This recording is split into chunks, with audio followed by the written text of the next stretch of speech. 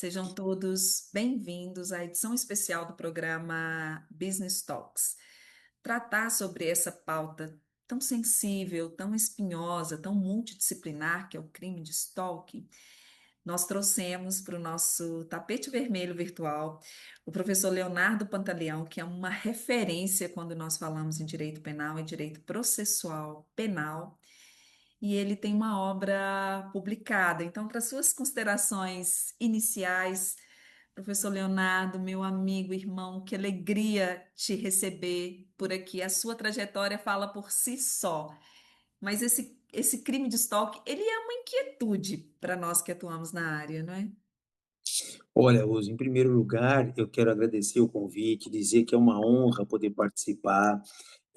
Fiquei muito feliz quando fui, lembrado para poder contribuir também aqui com você, com essa iniciativa tão interessante, tão fantástica, de poder levar o conhecimento, porque eu acho que é muito da nossa essência enquanto professores, né, levar o conhecimento de qualquer que seja as formas. E hoje a internet facilitou muito, né, esse tipo de coisa, então eu não posso deixar de começar aqui sem parabenizá-la pela iniciativa e dizer o quanto estou honrado com esse convite, viu?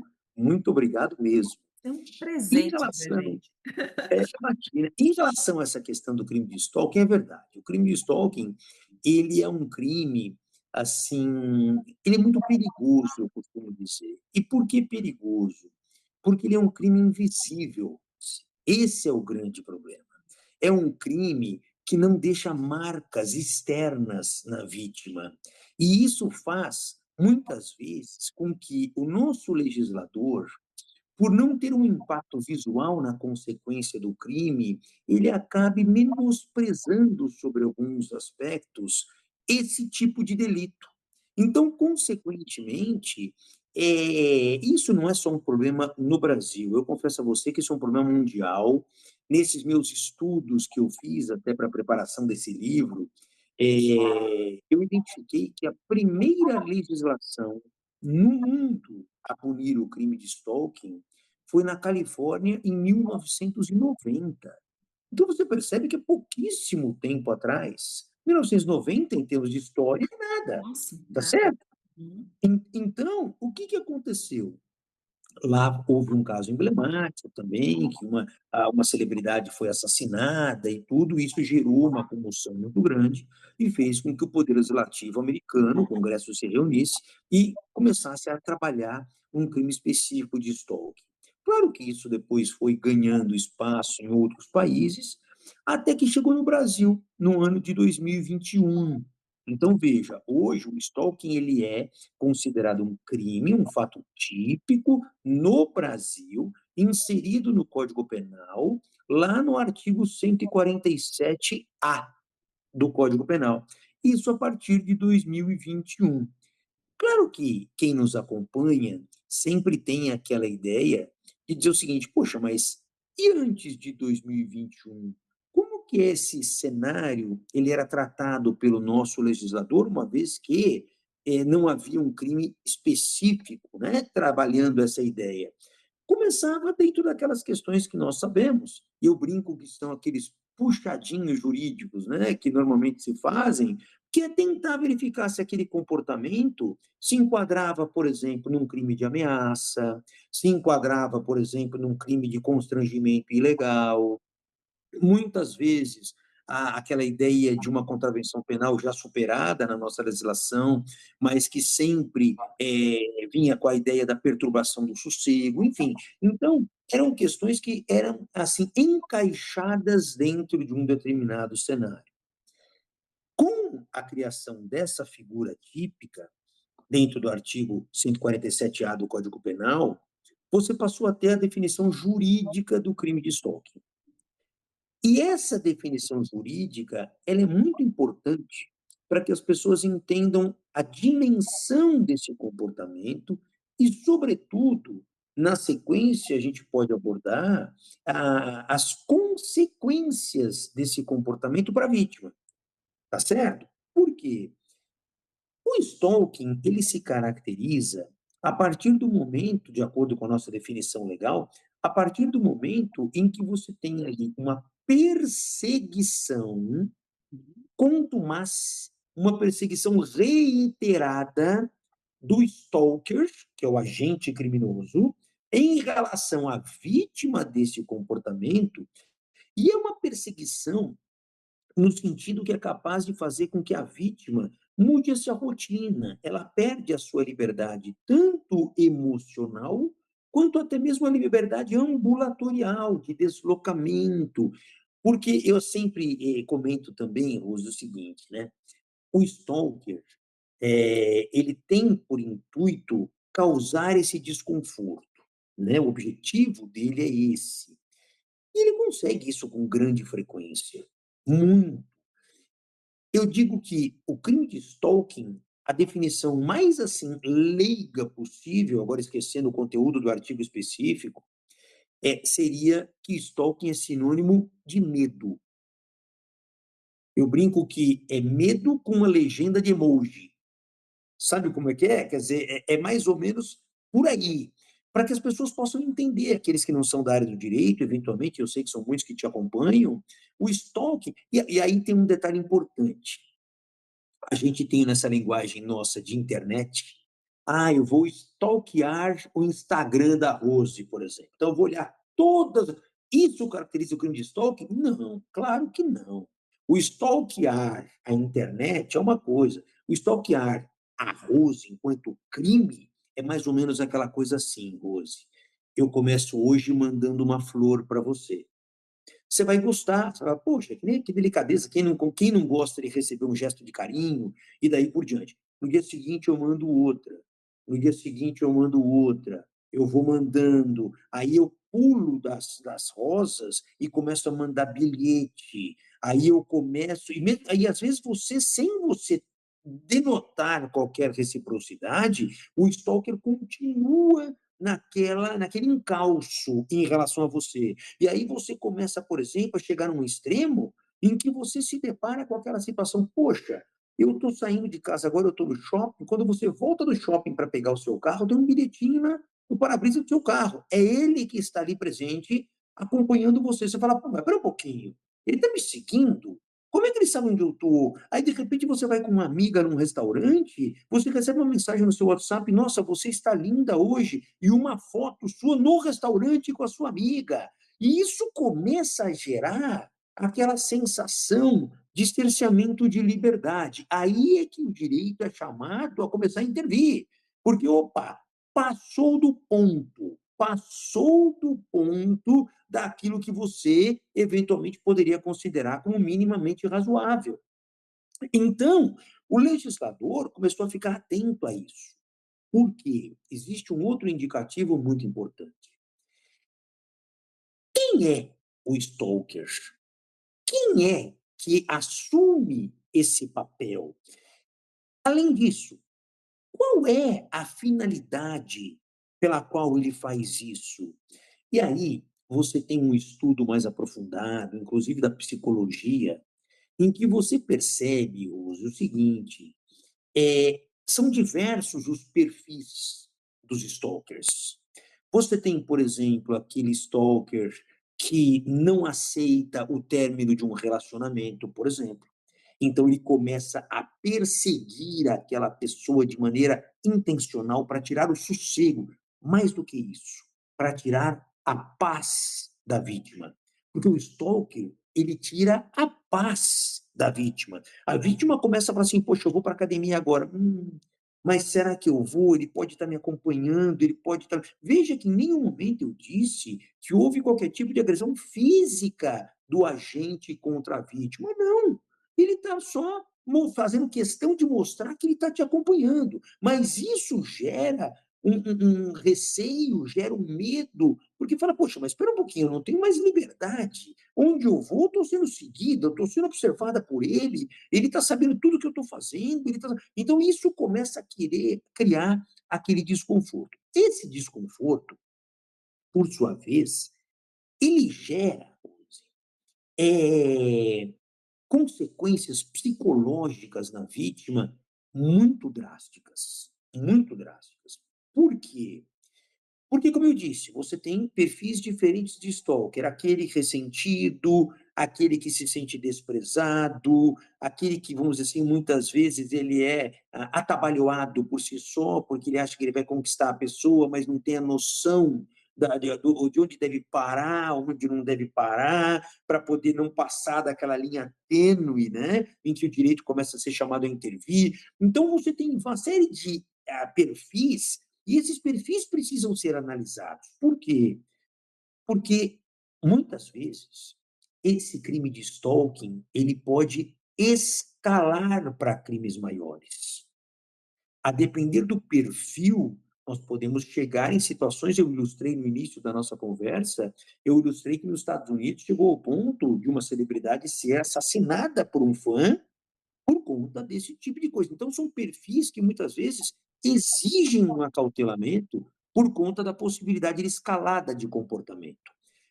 Mas, deixando isso de lado, agora pensando na questão da vitimologia, a vítima, um olhar agora mais atento para ela, muito comum as pessoas ou já terem passado por situações assim, ou eventualmente conhecer quem já passou ou quem esteja passando.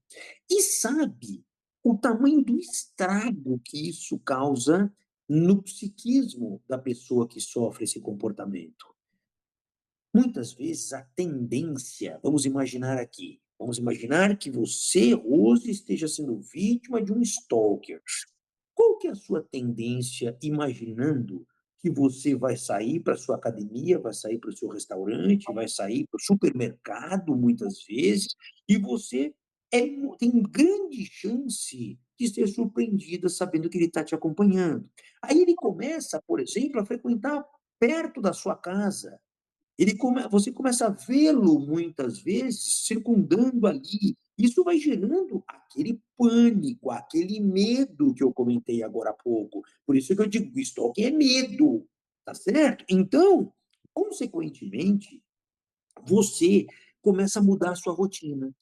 Você fala, puxa, hoje é um dia que normalmente eu iria para o shopping tomar um café. Ah, mas eu não vou porque eu tenho medo dessa cena se repetir. Ah, eu ia para o supermercado, não, agora também não vou, vou pedir para uma outra pessoa fazer as compras para mim, ou vou fazer através de um chamado via internet para entregarem a domicílio, porque eu não quero sair. Olha como você já começou a mudar a sua vida por conta desse comportamento. E você tem uma tendência natural de se isolar. Então, o stalking acaba gerando um isolamento social da vítima. Ele começa a gerar, muitas vezes, e você imagina situações, por exemplo, em que o stalker, o agente criminoso, esteja no ambiente de trabalho. Eu não estou dizendo aqui de assédio moral, não estou dizendo de assédio sexual, eu estou dizendo de stalking. Imagine que seu stalker esteja no seu ambiente de trabalho. Você automaticamente vai se fechar e vai começar a querer fazer cada vez mais home office do que ir. Então, veja como você vai se isolando. A sua capacidade de concentração diminui muito. Você está sempre tensa, você não consegue produzir aquilo. Você imagina você está aí, atenta agora nesse nosso bate-papo, de repente você recebe uma mensagem no seu WhatsApp, agora você olha, é o stalker. Isso te tira a concentração, você já vai ficar nervosa, você começa a ter reflexos profissionais em cima disso. Então, são coisas que o legislador acertou e muito quando ele resolveu dar voz a esse crime de stalking. Mas, por outro lado, eu sou obrigado a dizer a você que me parece que ele falhou bastante quando ele fixa no preceito secundário do artigo 147-A a dosimetria da pena. Por que isso? Porque ele coloca na dosimetria da pena 6 meses a até 2 anos, em termos de privação de liberdade. Qual que é a consequência disso? Nós estamos falando de um crime de menor potencial ofensivo. Se é um crime de menor potencial ofensivo, tirando aqueles que ocorrem no âmbito da relação familiar e doméstica, que não permitiria benesses da Lei 9.099, mas, sendo um crime de menor potencial ofensivo, fora desse cenário, admite as benesses, as medidas despenalizadoras da Lei 9.099 de 95, uma transação penal, algo do tipo.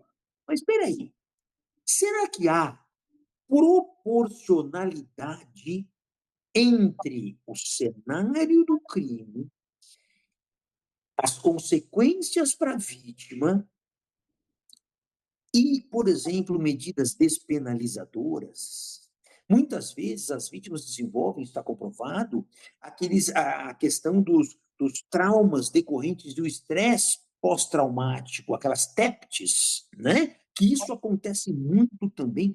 E muitas vezes assim, as sequelas desse crime levam anos, Rose, para serem superadas pela vítima. E te dou um exemplo: se você sofre isso num relacionamento afetivo, quanto tempo depois você vai se permitir se envolver num outro relacionamento com essas sequelas e com essas memórias afetivas que você tem de o que é ou o que pode se transformar um relacionamento?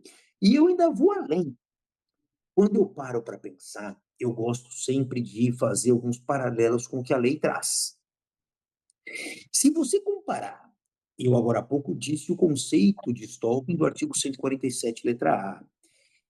Ele exige uma perseguição reiterada, portanto, ele exige uma pluralidade de condutas, ok?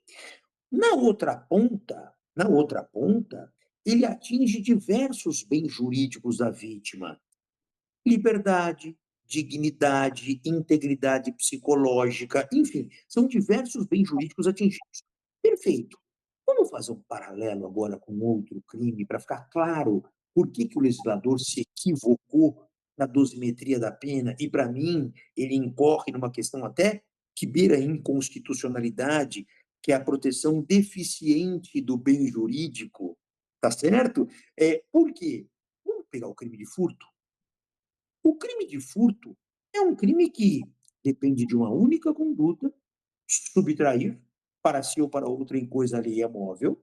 Ele não depende de uma pluralidade de condutas, basta uma única conduta, o crime de furto, e ele tem um único bem jurídico protegido, que é o patrimônio da vítima. Veja como ele é, tecnicamente, muito menos grave do que o crime de stalking. E aí nós vamos explorar e examinar a pena dos dois. No stalking, você tem um crime que tem pluralidade de condutas e pluralidade de bens jurídicos ofendidos. Furto, uma conduta, um bem jurídico protegido. E a pena do furto é o dobro da pena do crime de stalking. Então, isso parece que, por si só, já remete à ideia do equívoco do legislador no que se refere à fixação da dosimetria da pena. Então, isso tudo, Rose, é que vai fazendo com que o crime de stalking ele mereça muito mais atenção por parte dos estudiosos do direito, isso é uma outra coisa. Às vezes as pessoas me perguntam muito, Pantaleão, mas como é que eu provo o crime de stalking? Essa é uma questão interessante. Por quê? Mas antes de você chegar aí, deixa eu. Opa, As minhas vamos lá. inquietudes são muitas, Opa, por favor, vamos lá. porque esse diagnóstico ele é preciso. O diagnóstico e as pessoas que são vítimas também, como buscar esse amparo. Mas fazendo um overview, uma visão geral de toda a informação preciosa que você passou para a gente até agora. Olha, quando nós visualizamos esse tipo de crime, eu adorei quando você falou que ele é invisível, que realmente ele é invisível, não é? E o stalking, ele está associado ao medo. Então, quando você foi narrando, né, eu tive vários, né, stalkers, a gente ainda tem, nós temos ali a nossa carreira de uma forma pública, né? Então, querendo ou não, faz parte ali, pelo menos é o que eu entendo, e depois você me corrige se você pensar diferente, mas eu vejo que faz parte um pouco da nossa trajetória. E aí, quando nós não chega a crime, mas tem os stalkers. Quando nós pensamos dentro desse aspecto do 147A, Código Penal, essa perseguição de forma reiterada e por qualquer meio, né, na minha visão, de alguém que está na área jurídica, mas não é um especialista igual você é, eu penso em qualquer meio, eu acabo associando aos meios eletrônicos. Com certeza. Não é? E dentro dos meios eletrônicos, é essa a minha prática de defesa, né? Vê se faz sentido para você. Mas se for alguém, por exemplo, que descobriu meu número pessoal e ali ele começa a aproximar, parece até que você convive comigo, que geralmente é uma rosinha, né? É um elogio, é É o uma modus operandi. palestra, é de uma palestra, alguma coisa. Aí quando você assusta ali, tá sufocando porque tira a nossa paz, né? Eu vou colocar essa paz entre aspas, porque ali nós temos uma série de adjetivos associados, mas tira a nossa paz, traz o desconforto. Quando eu vejo esse desconforto, está no meu telefone, automaticamente eu bloqueio por sanção ou pelo lado pedagógico, porque nós somos professores, eu deixo claro também o motivo do bloqueio. Eu faço isso, eu não só bloqueio, mas eu deixo claro que ali terminou o discurso acadêmico, né? Proximidade acadêmica, e ali eu faço o bloqueio. Aí eu vou para uma ponte em relação às redes sociais, porque nós dois a gente tem as redes sociais, aí vai o LinkedIn, até o Facebook, né? Nós temos o YouTube e tem o Instagram, que hoje ele é o coração pulsante, assim. No Instagram, os Verdade. filhos me acompanham ali quase que diariamente a minha rotina e eu adoro esse ambiente. Eu respeito aqueles que não gostam, mas é uma bela ferramenta de proximidade, de diálogo, de Sim, questionamentos, de debates. Às vezes os pupilos, eles precisam de um direcionamento, estão no início de carreira, e eu fico pensando, se eu tivesse essa ferramenta lá atrás, olha como que eu poderia pular as etapas. claro. E eu acolho, assim, eu venho trazendo para mim, é muito legítimo e muito transparente ali a minha convivência com eles e me faz um bem enorme. Agora, o que que eu costumo falar que eu jogo para o spam? É quando nós temos ali esse cenário desastroso de algumas pessoas que realmente não conhecem a nossa intimidade ou o nosso lado pessoal e acaba passando ali dos limites. Eu tô falando como menina, até coloquei esse eixo porque eu quero te questionar se as meninas elas sofrem mais o crime de stalking do que os meninos, assim, porque a gente fica muito vulnerável, e aí é o momento que eu tenho que ser mais firme. Eu vou com essa mensagem, e os meninos que acompanham ali no direct, eles têm até esse dispositivo para explicar. E aí, quando insiste, às vezes não tem jeito. Eu vou restringir, porque tem esse comando lá no Instagram, restringir o acesso, e quando não se faz mais possível, eu tenho o bloqueio. Agora, mesmo tendo esses mecanismos, é como um escudo, eu sinto como se fosse um escudo. Olha, eu tenho esses mecanismos, assim, como um escudo. O ser humano, ele é tão surpreendente no lado mental, e é uma fase que a gente não entende, não é essa a nossa área de conhecimento, não é? Quem cuida da saúde mental, eu fico ali aplaudindo, mas algumas pessoas têm desvio de conduta, não tem? Muito. E eu caí assim, eu falo assim, não é possível que eu consegui cair dentro desse cenário, sabe? É, dos pupilos ali e de uma pupila que eu comecei a não entender tudo que estava acontecendo, né? E de uma forma muito amorosa e muito carinhosa, mas assim, me doeu, sabe? Tudo que passou, até porque teve proximidade em relação à minha vida pessoal. Então, nós não temos maturidade, experiência e você não sabe até onde o outro vai. Acho que é aí que eu queria chegar. E dentro de todo esse contexto, você que é um estudioso, publicou uma obra, gostaria muito de ouvir o seu parecer. Se faz sentido para você que as meninas acabam sendo mais vítimas, não é? E um sistema patriarcal que ainda está embutido debaixo do tapete, mas nós somos sufocadas, se isso faz sentido. Se tem algum estado que isso é mais relevante ou não, se é nos grandes centros, né, onde tem mais acesso à tecnologia, e como essas vítimas podem buscar esse amparo, qual que seria a repercussão jurídica. Então, das minhas inquietudes, meu amigo irmão, eu acho que fica ali muito esse meu diagnóstico, e quase um desabafo ali com você, né? Porque é horrível, a sensação é horrível. Não, é verdade. E quando você fala que você bloqueia, aquele que quer continuar incomodando, causando medo, ele abre uma nova conta, ele continua, ele dá um jeito de se fazer presente. É muito complicado você conseguir se livrar por completo dessa perseguição quando o seu algoz, de fato, quer causar esse tipo de desconforto e daí por diante. Mas, enfim, respondendo às suas indagações, não só faz sentido o que você falou, como guarda uma precisão técnica muito grande. Hoje, mais de 70% das vítimas do crime de stalking são mulheres. Mais de 70%. Existem casos emblemáticos em que o homem também é vítima de stalking? Claro que existe. Existe coisas aí que são realmente assustadoras, né? A gente pega, por exemplo, nós falamos de telefonemas agora há pouco, de mensagens e tal. Existem casos que já foram anunciados pela imprensa em que a pessoa chega a mandar mais de 5.000 mensagens. Então, são coisas assim alucinantes. Mais de 500 telefonemas por dia.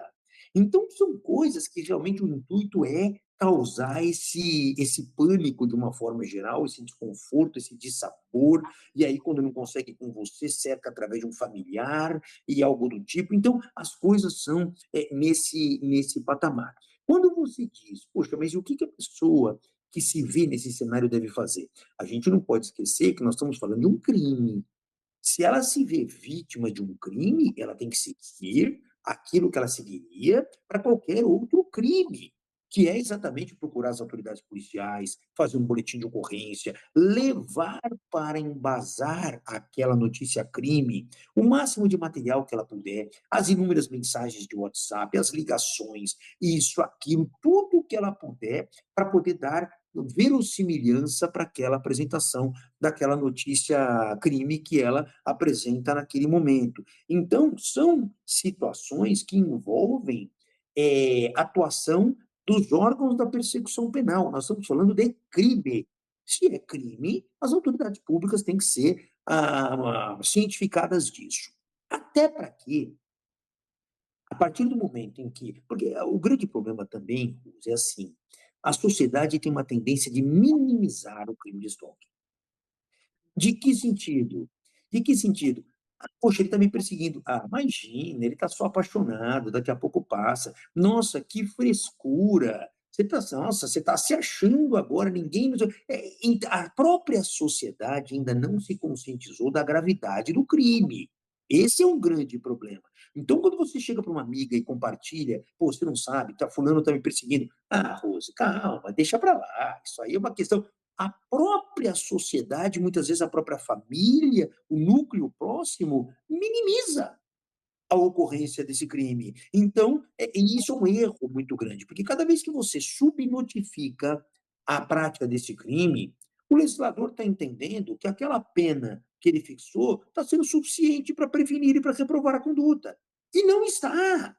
Então, o grande problema da subnotificação de crimes é isso. Ele não entra para a estatística, a Secretaria de Segurança Pública local não consegue depurar que aquela prática vem crescendo, então não dá atenção, porque ela fala, bom, então conseguimos fixar num patamar de pena que está sendo suficiente para inibir.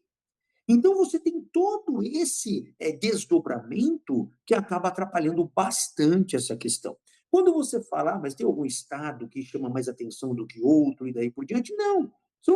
É uma situação que não é só no Brasil, não é só nos estados maiores, menores, nos grandes centros. Claro que quanto maior o local onde você está, quanto maior a perspectiva populacional, maior a chance de você ter uma incidência dessa. Mas quando você leva para fins de proporção, tá certo? Por habitantes e o número de crimes, você percebe que tem um nivelamento. Não tem nada assim muito chamativo de dizer, olha, no sul é maior, no nordeste, no norte, no centro-oeste. Não tem. Onde você tem pessoas, você tem esse tipo de comportamento. Como você bem disse, a sociedade. Por que as mulheres sofrem mais? Porque a sociedade é machista.